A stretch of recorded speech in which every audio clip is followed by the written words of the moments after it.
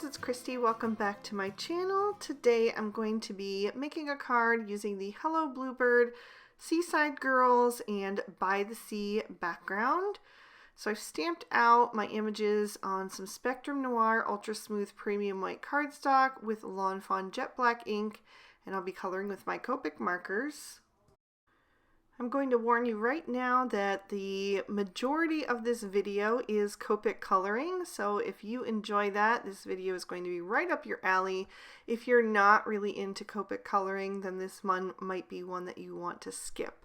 So I'm going to start with BG10. I'm going to work on my sky first. I typically like to start from the top and work my way down on these big, beautiful backgrounds. So I just swiped in some color from the sides, leaving some white spaces to be some wispy clouds.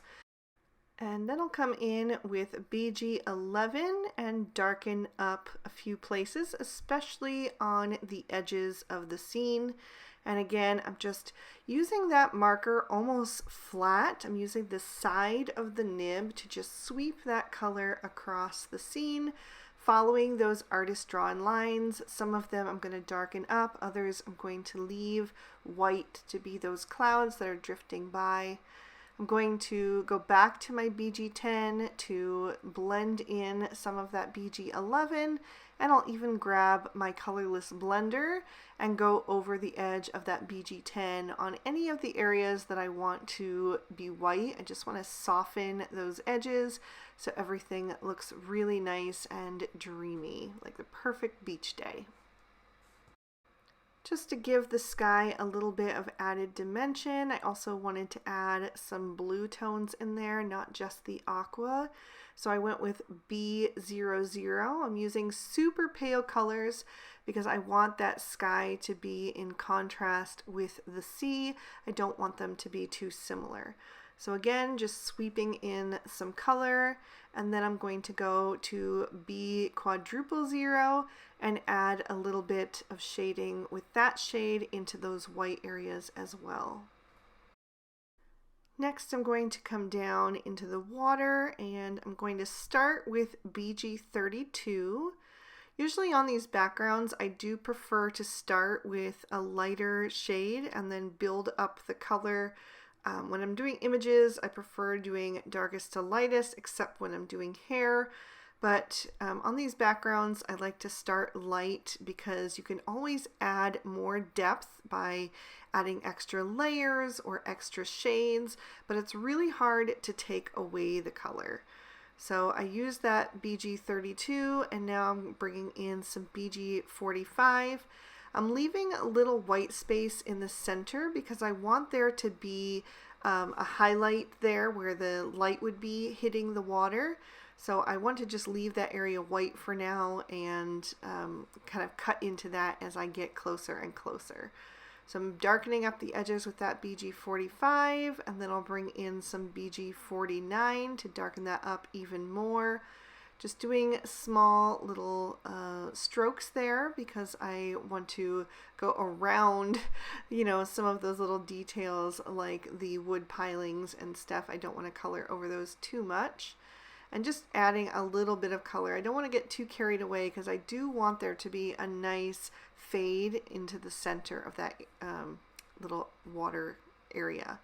So I'm going back with the BG45 now, and then the BG32. Now I'm starting to cut into that white area and sweep across that a little bit more, making that nice and soft. And then I'll take my BG10 and do just a few quick sweeping motions across that to finish it up. So after that was dry, I decided that I needed a bit more dimension. So I'm going in with a different set of BG shades. These have a bit more of a bluer tone to them. Started with BG05 and then added in some BG07. I'm getting a lot longer with my strokes now to add that, you know, kind of like shimmering water quality so that you have those darker and lighter areas beneath the sea. And I'm going to darken that up even further with the BG09. And then I'll move down to the sand. The first shade that I'm going to use is E50, and I'm going to stick mainly to the edges of the scene and then also to any little hills and valleys that are drawn in on that sandy area. So I'm just sweeping that marker again, holding it almost sideways, using the flat side of the nib to get those nice long sweeping strokes that are going to be really soft and easy to blend. Then I'm going to layer on some E51, just doing the same exact thing, sweeping that marker across so I get those nice soft patches. It gives you a much broader bit of color that's laid down than if you would use the tip, but it also makes it a lot easier to blend out. Then I'll go back to my E50 and color over the edge of that E51 and just make everything nice and smooth. I don't want to have any harsh lines showing there, but a lot of that blend is going to get covered up because I'm going to be adding some sandy texture in there. So it doesn't have to be perfect. I will go back in with my colorless blender one more time in the areas that I wanted to leave lighter, just to smooth out any transition areas. And then I wanted to add a different earth tone in there. The E50s are a bit warm, and I wanted something that would be a bit more shadowy, something more cool toned. So I went with E40 and swiped a bit of that into the sand. And then I'm going to start adding some little details. I'm going to use E50 to begin, and I'm just going to do some little stippling effect, little dots in the areas where the artist drawn lines have created those little drifts in the sand. So I'm going to just quickly stipple over those and try to keep the dots kind of larger toward the front of the scene. And then as I get toward the back in the distance, I want to make them smaller and a bit closer together so that it looks further away to the eye. So I'm going to finish with that E55, and then I'm going to bring in the E57 to darken that up. And I'm going to do the same exact thing, just adding those tiny little dots. And I'm also going to start coloring the wood pilings out there close to the ocean with that E57. So again, as I'm further away from the eye, I'm going to keep those dots kind of small as I can and closer together.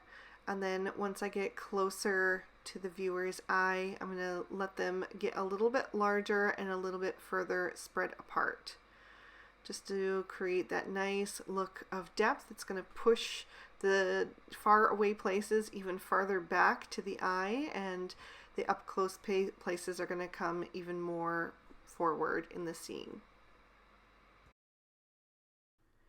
I'm going to go back to my E55 to finish the pilings so that they have a bit of a highlight on the left hand side. And then I'm going to grab the E53 and add even more dot detail. I think just layering those three shades just really adds a lot of depth there. So it just kind of integrates all those little dots even further into the scene, especially if you color over some of the darker ones, because it makes them a little bit softer. So everything just kind of melds together, and I think it's a really nice look. While I have those colors out, I'm going to use them to color the distant cliffs over on the right hand side. I wanted those to be a different shade than the sand. I figured maybe they were just dirt or rocky outcroppings. So I used E53, E55, and added a touch of E51 in there, and just darken those up until I was happy with the shading. And then I'm going to move on to the seagrasses, and I'm going to use YG63 and YG67 for those, just the two shades, because they're all so super skinny that it was even hard to get those two shades on some of them. On some of them only one shade fit. So I started with the YG67 and I did a little stripe down the right hand side, and I did all 3 of them that way. And then I also added it to the tops of the cliffs, so I would have a little pop of green over on that side as well. And then I'm going to blend out with the YG63 and also finish off those little cliffs with that shade. I did go back and add a bit more of the YG67 just to darken up those edges. The tiny starfish I did in orange. I did YR07 and YR04. Again, just put the darkest shadow on the right and the highlight on the left. And then for the tiny seashell that's poking out of the sand, I wanted to do some dusty purples that have a lot of gray tone in them. So I picked V91, V93, and V95. And I thought that might look like a little iridescent shell there. And for the lighthouse, I wanted to do a 2-tone black and white. So I'm just going to draw in some stripes here, one underneath the top window and then one underneath the lower window. So I did that in pencil first, and then I'll trace over those lines with my Memento Tuxedo Black marker, which is very similar to the Lawn Fawn jet black ink that I use to stamp my images. And once I get everything colored in, it's going to just look seamless, like it was always meant to have those stripes there. So I'm going to color that lighthouse in now, and I'm going to start with the white sections. For those, I'm going to use C0, C1, and C3. Just adding a thin line of that C3 down the outside edges of the top and bottom stripe. And then I'll blend toward the center with the C1. And then I'll bring in that C0, but I'm still going to leave a little bit of white space in the center.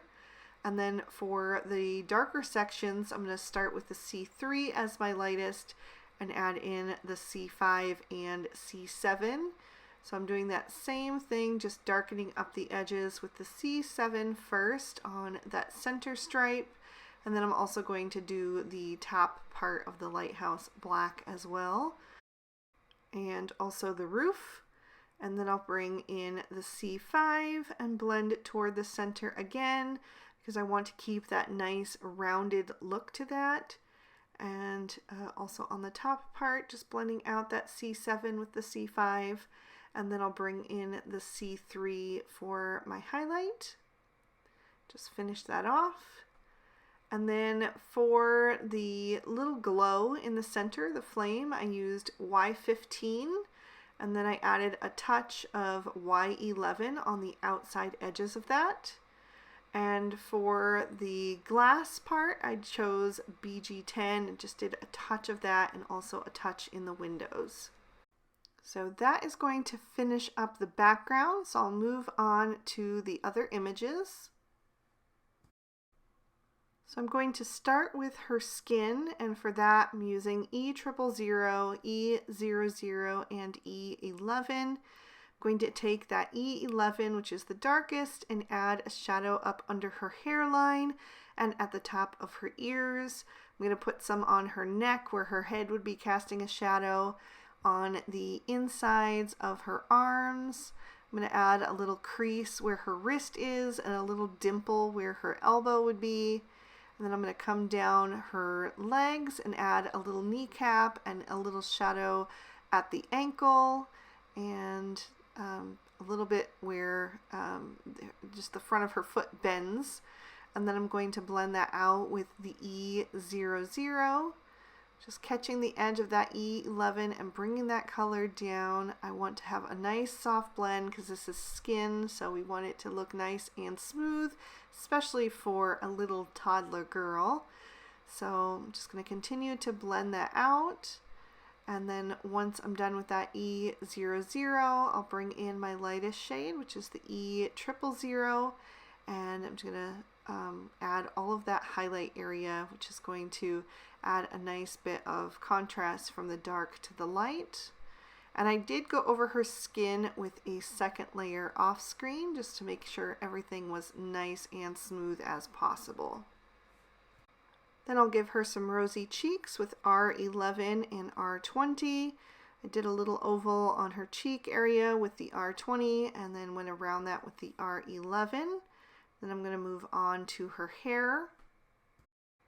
So hair is another thing that I mentioned earlier that I like to color lightest to darkest, and I like to add a lot of layers in there so we get some nice highlights and lowlights. But the colors that I'm starting with are E30, E33, and E37. So I'm taking that E30 and laying in where I eventually want my darkest areas to go. And then I'm going to start to increase that depth by taking the next darkest shade, which is the E33, and doing some nice little flicks from all of those areas that I just mapped out for myself. I want the darkest areas to be at the roots of her hair and the highlight to be on the ends and also any place that it would be bumped out, like at the top where her hair is gathered into that nice bow. It's going to help it look really nice and shiny to leave a little bit of white space there. I moved on to E37 and my battery died from all of this coloring, so I had to pop in my backup battery and continue on. So once again, just darkening things up, and I'm not going down too far with those darker colors. I really just want to lay in the slightest bit so that you really get that depth and everything doesn't end up looking way too dark in, the beginning. If you make those lines too long from the outset, you're not going to have space to do the lighter tones. So I'm going back down in the reverse now with that E33 and blending out the edge of the E37. And this is where I start to eat up all of that white space that I left for myself, or not all of it, but some of it. And then I'll do that even more with the E30, which is the lightest shade from these that I picked out to begin with. Now you could stop there. I think it does look fine, but like I said, I like to have a lot of dimension and layers in there. So I'm going to darken things up even further by adding some E39 and just adding those little flicks in those darkest areas that I really want to create a lot of contrast. And then I'm going to go even one shade darker with the E59, and I'm going to add just a few little touches of this just to really create that depth. It's going to make so much more dynamics in her hair color because it'll be so much more contrast between the darkest darks and the lightest lights. So I don't want to forget her bangs. Just add a couple little swipes in there. And then I'm going to go back with my lightest shade, that E30, and just add a few little flicks over that to blend everything nicely together. So now I'm ready to move on to her little dress. So I'm going to start with some pale pinks. I picked R00 and R01. I want to keep the fabric light because I want to add a little print to it later on. So I'm using that R01 to add some depth at the edges and also where all of those little wrinkles are where she's got her fabric gathered in her hands. And then I'm blending toward the center with the R00. I did go back with the R01 and add just a bit more depth there on the outside edges. And then I wanted to color her bow to match, so I used that R01 in the creases and on the edge of the ribbon. And then I'm blending that out with the R00, and I blended out on her dress one more time as well. And then I took the R000 and finished that off as the highlight shade, and also colored in the inside of the conch shell. Then I'm going to bring in some yellows. I chose Y13, Y15, and Y17 to do her little sand pail. And I'll do the seagull's beak while I'm at it. For some reason I forgot to do his feet, but I'll remember to go back and do them later on. But for the pail, I started with Y17 on the outside edges, blended toward the center with the Y15 and then the Y13. And I did go back and do a second layer of that just to increase that saturation. I want it to be nice and smooth like a plastic sand pail. And I did leave some room in the center to add a bit of sand. So I will go back to the colors that I used for the sand, which was the E51, and I'm adding in the E53 because I want it to look like wet sand. So I went a little bit darker than the sand on the ground. And then I added a few little dots in there with the E55 and also the E57. Then I'm going to take the Y13 and add some polka dots to the little girl's dress. I wanted to do some flowers, and these are going to be the centers. So I just did a few here and there to make sure that I had room for the petals of the flowers. And I did that on her bow as well, but I ended up putting them too close together on the bow. So I'm going to end up changing that a bit later on. But I'm going to take my R20 and do like little sun rays from the center of that flower. Those are going to make up the petals. So adding prints to fabric is something that I really enjoy doing, but it's something that I am new at. And this definitely didn't turn out perfectly, but I think it still adds something fun, and you never learn if you don't try. So I'm glad I went ahead and tried it anyway. I did that on the bow as well, and that's where things really started to run together. So I ended up coloring that with my colorless blender to kind of get it back to a lighter shade, and I'm going to fix that in a little bit. I'm going to move on because I need that to dry first before I can fix it. So I'm going to do my seagull now, and for the white parts of his body I'm using C1 and C0, letting that fade into the white, and then using the colorless blender to go over the edge. And also pushing back the color that kind of seeped out around her bow when I tried to get that back to a lighter shade.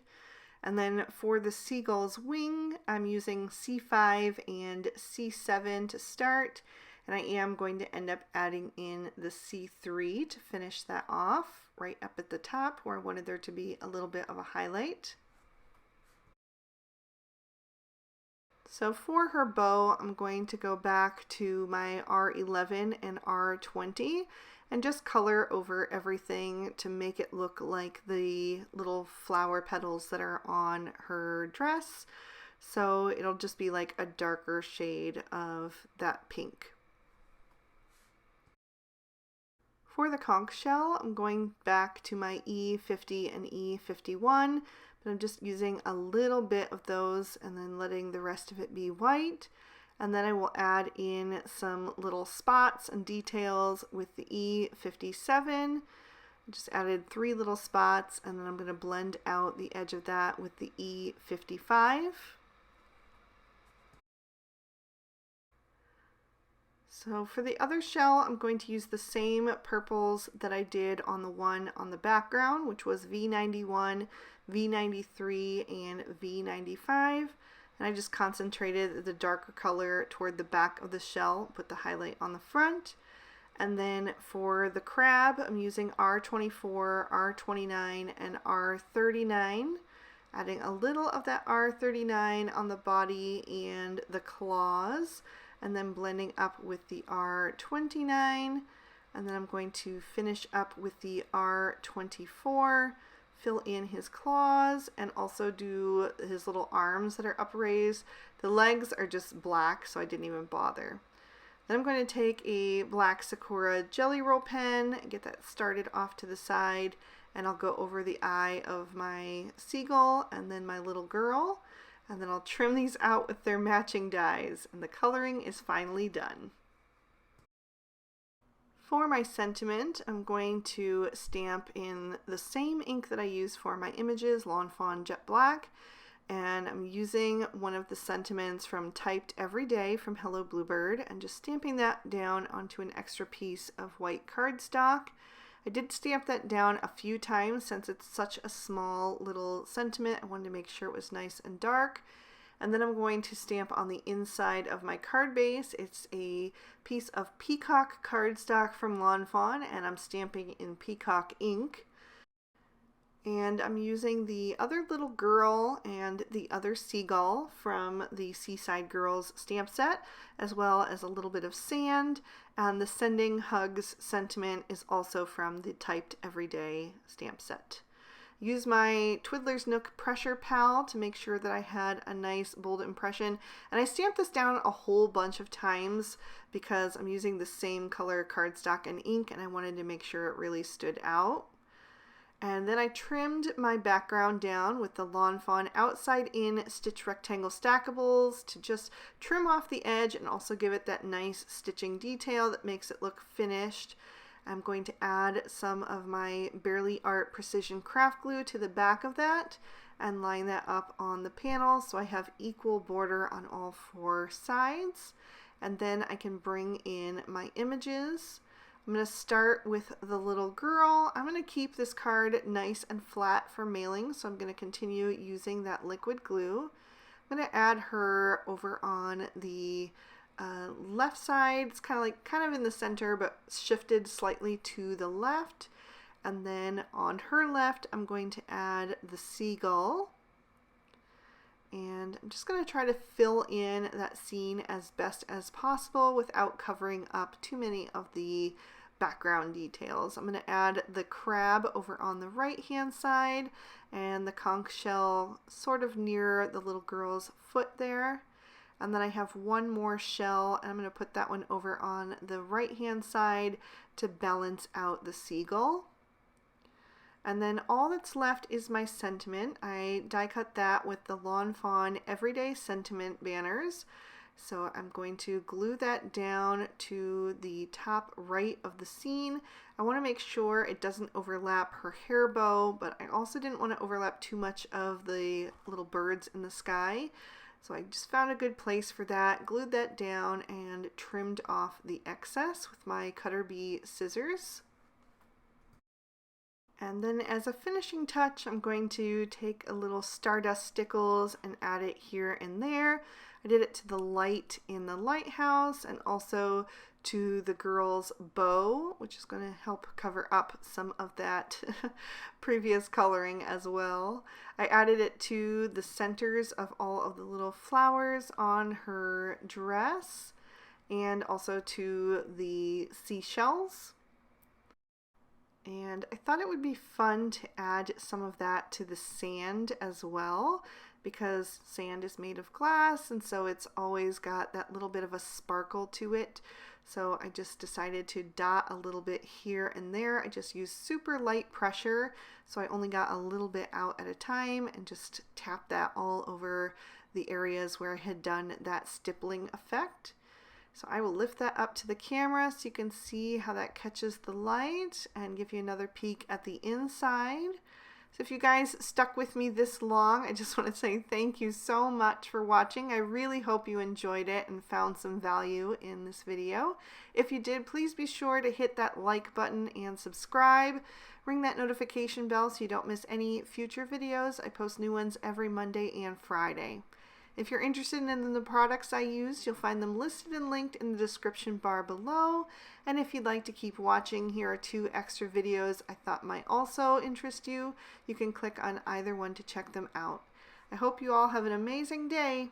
Bye-bye.